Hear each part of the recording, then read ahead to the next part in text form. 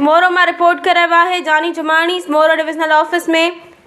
Chief operating officer Sukkur ओडी Mushtaq Ahmed Burdi media से ॻाल्हाईंदे चयो त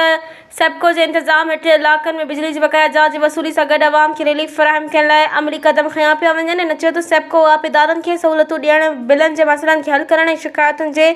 फौरी अज़ाले खे यकीनी बणायो पियो वञे। मुश्ताक अहमद बुर्दी वधीक चयो त इहे समूरा क़दम सेप्को चीफ एजाज़ अहमद चन्ना जी ख़ासि हिदायतुनि ते खयां पिया वञनि, जंहिं ऑफिसरनि खे हिदायत की आहे त रिकवरी बहितर बणाइण सां गॾु आवाम खे वधि खां वधि सहूलियतूं फ़राहम कयूं वञनि। हिन वाज़े कयो त नाहंदगान बिजली न भरींदड़नि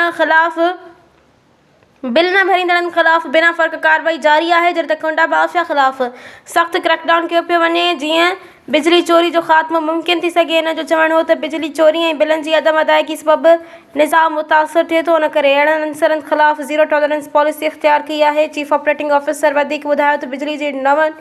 कनेक्शननि जी जारी करण वारे अमल खे तेज़ ऐं शफ़ाफ़ बणायो पियो वञे त जीअं आवाम खे वक़्त ते सहूलियतूं मिली सघनि ऐं गैर क़ानूनी कनेक्शन जी हौसला शिकनी थिए।